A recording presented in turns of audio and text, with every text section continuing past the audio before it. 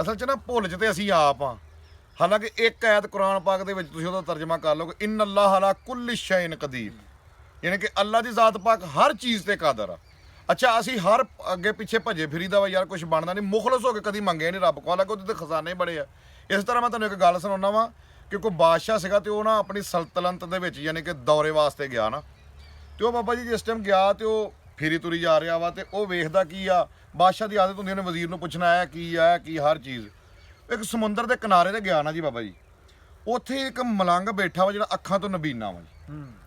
ਹੁਣ ਬਾਦਸ਼ਾਹ ਵੇਖ ਰਿਹਾ, ਬਾਦਸ਼ਾਹ ਬੜੇ ਸਿਆਣੇ ਹੁੰਦੇ ਆ, ਉਹ ਯਾਨੀ ਕਿ ਉਸ ਦੌਰ ਦੇ ਬਹੁਤ ਜ਼ਿਆਦਾ ਬਾਦਸ਼ਾਹ ਹਰ ਚੀਜ਼ ਨੂੰ ਨੋਟ ਕਰਦੇ। ਉਹਨੇ ਵੇਖਿਆ ਵਾ ਬਾਦਸ਼ਾਹ ਕਿੰਨੀ ਦੇਰ ਉਹਦੇ ਵੱਲ ਨਾਲ ਖਲੋ ਕੇ ਦੇਖਦਾ ਰਿਹਾ। ਉਹ ਲੋਕ ਆਉਂਦੇ ਆ, ਉਹਨੂੰ ਕੋਈ ਰੁਪਈਆ 2 ਰੁਪਈਏ ਜਾਂ ਉਸ ਵਕਤ ਦੀ ਕਰੰਸੀ ਨਾਲ ਜੋ ਵੀ ਯਾਨੀ ਕਿ ਦੇ ਰਹੇ। ਅੱਛਾ, ਹੁਣ ਬਾਦਸ਼ਾਹ ਉਹਦੇ ਵੱਲ ਦੇਖਦਾ ਗਿਆ ਵੀ ਉਹ ਕਰਨ ਕੀ ਡਿਆ ਵਾ, ਯਾ ਅੱਲਾ ਪਾਕ ਮੈਨੂੰ ਅੱਖਾਂ ਦੇ ਦੇ, ਯਾ ਅੱਲਾ ਮੈਨੂੰ ਅੱਖਾਂ ਦੇ ਦੇ। ਉਹ ਇਹ ਨਾ ਅੱਲਾ ਅੱਗੇ ਦੁਆਵਾਂ ਕਰੀ ਜਾ ਰਿਹਾ। ਬਾਦਸ਼ਾਹ ਕਾਫੀ ਦੇਰ ਇਸ ਗੱਲ ਨੂੰ ਵੇਖਦਾ ਰਿਹਾ। ਵੇਖਣ ਤੋਂ ਬਾਅਦ ਉਹਨੇ ਆਪਣੇ ਇੱਕ ਵਜ਼ੀਰ ਨੂੰ ਆਵਾਜ਼ ਮਾਰੀ। ਉਹਨੇ ਕਿਹਾ ਯਾਰ ਆਹ ਜਿਹੜਾ ਬੰਦਾ ਵਾ ਕਦੋਂ ਕਦਾ ਇੱਥੇ ਬੈਠਾ ਵਾ। ਅੱਛਾ, ਹੁਣ ਉਹ ਜਿਹੜੇ ਉੱਥੇ ਫਿਰਨ ਤੁਰਨ ਵਾਲੇ ਉਹਨਾਂ ਨੂੰ ਪੁੱਛਿਆ ਦੱਸਿਆ ਵਜ਼ੀਰਾਂ ਨੇ ਵੀ ਗਾਂ ਪੁੱਛਣਾ, ਉਹਨਾਂ ਕਿਹਾ ਜੀ ਇਹਨੂੰ ਤਾਂ ਕਈ ਸਾਲ ਹੋ ਗਏ ਇੱਥੇ ਹੁੰਦਾ ਵਾ। ਆਖਿਰ ਕੀ ਕਰਾਂਗੇ, ਸਵੇਰ ਨੂੰ ਆਉਂਦਾ ਵਿਚਾਰਾ ਸਦਾ ਲਾਉਂਦਾ ਰਹਿੰਦਾ, ਯਾ ਅੱਲਾ ਅੱਖਾਂ ਦੇ ਦੇ ਅੱਖਾਂ ਦੇ ਦੇ। ਲੋਕ ਆਉਂਦੇ ਇਹਦੀ ਮਦਦ ਕਰਦੇ, ਕੋਈ 100 ਰੁਪਈਆ ਦੇ, ਕੋਈ ਰੁਪਈਆ ਦੇ, ਕੋਈ ਟਕਾ ਦੇ, ਜਿੱਦਾਂ ਵੀ ਕਰਕੇ ਤੇ ਚਲੇ ਜਾਂਦੇ ਜੀ।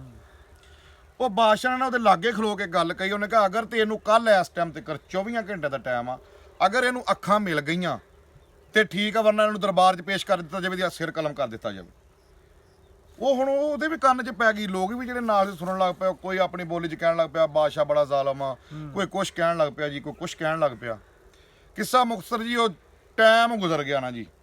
ਅੱਛਾ, ਅਗਲਾ ਦਿਨ ਜਿਸ ਟਾਈਮ ਹੋਇਆ ਤੇ ਉਹ ਦਰਬਾਰ ਦੇ ਵਿੱਚ ਨਾ ਟੱਲ ਵੱਜਦੇ ਹੁੰਦੇ, ਜੇ ਕੋਈ ਆਉਣਾ ਵਾ, ਕੋਈ ਸੁਨੇਹਾ ਬਾਦਸ਼ਾਹ ਕੋਲ ਜਾਣਾ ਜਾਂ ਕੋਈ ਗੱਲ ਜਾਣੀ, ਉਹ ਟੱਲ ਖੜਕਣਾ, ਬਾਦਸ਼ਾਹ ਨੂੰ ਦੱਸਣਾ ਜੀ ਫਲਾਣੇ ਬੰਦਾ ਆਇਆ ਵਾ, 10 ਵਾਰਾ ਟੱਲ ਉਹਨੇ ਖੜਕਾਇਆ ਵਾ ਜੀ।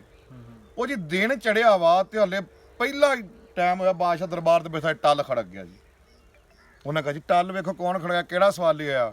ਜਾ ਕੇ ਪੁੱਛਿਆ, ਉਹਨੇ ਕਿਹਾ ਜੀ ਮੈਂ ਉਹੋ ਹੀ ਨਬੀਨਾ ਆਇਆ ਵਾਂ ਜਿਹੜਾ ਕੱਲ ਉੱਥੇ ਦਾ ਸਮੁੰਦਰ ਤੇ ਬੈਠਾ ਸੀ ਤੇ ਮੈਂ ਬਾਦਸ਼ਾਹ ਨੂੰ ਮਿਲਣਾ।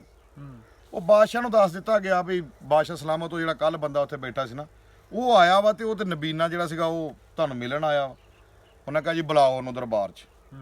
ਬੁਲਾਇਆ। ਹੁਣ ਉਹ ਜਿਹੜੇ ਨਾਲ ਵਜ਼ੀਰ ਸੀ ਜਾਂ ਫੌਜ ਸੀ, ਜਿਹੜੇ ਵੀ ਉਹ ਬੜੇ ਬਾਦਸ਼ਾਹ ਤੇ ਨਾ ਕਹਿ ਲਓ ਕਿ ਬਦਜ਼ਨ ਹੋਏ ਸੀ ਵੀ ਇਹਨੇ ਬਹੁਤ ਮਾੜਾ ਕੀਤਾ, ਵੀ ਇੱਕ ਨਬੀਨਾ ਵਾ, ਉਹਨੂੰ ਕਹਿੰਦਾ ਸਿਰ ਹੀ ਕਲਮ ਕਰ ਦੇਣਾ। ਬਾਦਸ਼ਾਹ ਨੇ ਜਿਸ ਟਾਈਮ ਬੁਲਾਇਆ ਤਾਂ ਖੁਦ ਤੁਰ ਕੇ ਆ ਰਿਹਾ, ਔਰ ਅੱਖਾਂ ਮਾਸ਼ਾਅੱਲਾ ਉਹਨੂੰ ਠੀਕ ਠਾਕ ਮਿਲੀਆਂ ਹੋਈਆਂ ਤੇ ਆ ਰਿਹਾ। ਬਾਦਸ਼ਾਹ ਨੇ ਕਿਹਾ ਓਏ ਇਹ ਉਹ ਨਬੀਨਾ ਹੀ ਨਹੀਂ ਕੱਲ੍ਹ? ਹਾਂਜੀ। ਬਹਿ ਜਾ ਬਈ। ਬਹਿ ਗਿਆ। ਸਾਰਾ ਦਰਬਾਰ ਇਕੱਠਾ ਹੋ ਜਾਵੇ ਜੀ। ਹੋ ਗਿਆ ਜੀ।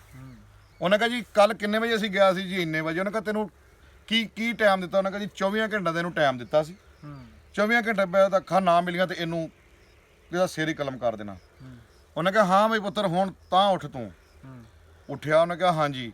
ਉਹਨੇ ਕਿਹਾ ਜੀ ਤੂੰ ਕਿੱਦਾਂ ਅੱਖਾਂ ਮਿਲੀਆਂ ਤੈਨੂੰ? ਉਹਨੇ ਕਿਹਾ ਜੀ ਮੈਂ ਨਾ ਦਰਅਸਲ ਜਦੋਂ ਤੁਸੀਂ ਕਹਿ ਕੇ ਆਏ ਜੇ ਨਾ ਤੇ ਮੈਂ ਤੇ ਉਦੋਂ ਤਾਂ ਜਿਉਂ ਦੁਆਵਾਂ ਕਰਨ ਲੱਗਾ ਅੱਲਾ ਪਾਕ ਕੇ ਕਈ ਅੱਲਾ ਅੱਖਾਂ ਹੀ ਵੱਡੀਆਂ ਹੋ ਗਈਆਂ ਕਿਤੇ। ਤੂੰ ਤੇ ਕੁੱਲ ਕਾਇਨਾਤ ਦਾ ਮਾਲਕ ਆ, ਤੂੰ ਚਾਹਵੇਂ ਤਾਂ ਕੀ। ਬਾਦਸ਼ਾਹ ਸਲਾਮਤ ਨੂੰ ਕਹਿੰਦਾ ਜੀ ਮੈਂ ਰੋ ਕੇ ਰਾਤ ਦਾ ਮਸੱਲੇ ਤੋਂ ਨਹੀਂ ਉੱਠਿਆ, ਮੈਂ ਅੱਲਾ ਕੋ ਅੱਖਾਂ ਹੀ ਮੰਗੀ ਗਿਆ। ਤੇ ਉਹਨੇ ਕਿਹਾ ਬਾਦਸ਼ਾਹ ਨੇ ਕਿਹਾ ਤੇਰੇ ਜੇਨ 'ਚ ਕੋਈ ਹੋਰ ਗੱਲ ਆਈ ਹੋਵੇ? ਉਹਨੇ ਕਿਹਾ ਜੀ ਨਹੀਂ। ਉਹਨੇ ਕਿਹਾ ਕੀ? ਉਹਨੇ ਕਿਹਾ ਸਿਰਫ ਮੈਨੂੰ ਇਹ ਸੀ ਕਿ ਅੱਲਾ ਅੱਖਾਂ ਦੇ, ਨਹੀਂ ਤੇ ਆਪ ਮੌਤ ਦੇ ਦੇ। ਉਹਨੇ ਕਿਹਾ ਜੀ ਮੈਂ ਬਸ ਜਦੋਂ ਦਿਨ ਚੜ੍ਹਿਆ ਵਾ ਤੇ ਅੱਲਾ ਪਾਕ ਨੇ ਮੈਨੂੰ ਨੂਰ ਅਤਾ ਕਰਤਾ, ਯਾਨੀ ਕਿ ਮੈਨੂੰ ਦਿਸਣ ਲੱਗ ਪਿਆ। ਉਹਨੇ ਕਿਹਾ ਇਹ ਸਾਰੇ ਸੁਣਨ ਵਾਲਿਆਂ ਨੂੰ ਮੈਂ ਗੱਲ ਦੱਸਣਾ ਚਾਹੁੰਦਾ ਵੀ ਇੰਨੀ ਦੇਰ ਦਾ ਤੂੰ ਉੱਥੇ ਕਰਦਾ ਸੀ, ਉਦੋਂ ਵੀ ਤੇ ਅੱਲਾ ਕੋ ਮੰਗਦਾ ਹੀ ਸਨ।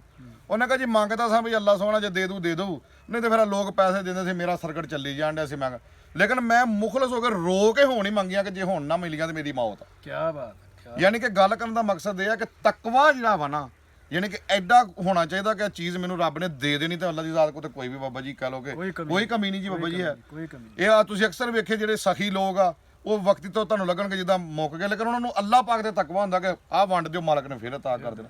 ਯਾਨੀ ਕਿ ਸਾਡੇ ਕੋਲ ਅਸੀਂ ਇੱਕ ਅੱਗੇ ਤੁਹਾਨੂੰ ਦੱਸਿਆ ਕਿ ਅੱਲਾ ਪਾਕ ਨੇ ਕਿੰਨੀਆਂ ਆਇਤਾਂ ਕੁਰਾਨ ਪਾਕ ਜੀ ਦੀ, ਲੇਕਿਨ ਇੱਕ ਆਇਤ ਹੀ ਤੁਸੀਂ ਦੇਖ ਲਓ, ਇਹਦੇ ਤੇ ਅੱਲਾ ਪਾਕ ਸਾਰਾ ਕੁਝ ਦੱਸਣ ਡਿਆ ਕਿ ਮੈਂ ਕਾਦਰ ਹਾਂ, ਕਿਹੜੀ ਸ਼ੈ ਮੰਗਣੀ ਮੰਗ ਕੇ ਵੇਖ। ਸਾਨੂੰ ਮੰਗਣਾ ਹੀ ਨਹੀਂ ਹੁੰਦਾ ਬਾਬਾ ਜੀ। ਅਸਲ ਗੱਲ ਇਹ ਆ ਕਿ ਜਦੋਂ ਵੀ ਮਾਲਕ ਕੋ ਮੰਗਣਾ ਏਡਾ ਮੁਖਲਸ ਹੋ ਕੇ ਮੰਗੋ ਕਿ ਮਾਲਕ ਕਵੇ ਕਿ ਯਾਰ ਇਹਨੂੰ ਮੈਂ ਪਹਿਲਾਂ ਹੀ ਦੇ ਦਿੰਦਾ ਜੀ, ਇੰਨਾ ਗੜਗੜਾ ਗਿਆ ਵਾ। ਤੇ ਮੈਂ ਅੱਲਾ ਤੇ 70 ਮਾਵਾਂ ਤੋਂ ਜ਼ਿਆਦਾ ਪਿਆਰ ਕਰਦਾ। ਗੱਲ ਕਰਨ ਦਾ ਮਕਸਦ ਇਹ ਆ ਕਿ ਪੂਰਾ ਮੁਖਲਸ ਹੋ ਕੇ ਮੰਗੋ ਕਿ ਅੱਲਾ ਦੀ ਜ਼ਾਤ ਪਾਕ ਬਾਬਾ ਜੀ ਅਤਾ ਕਰ।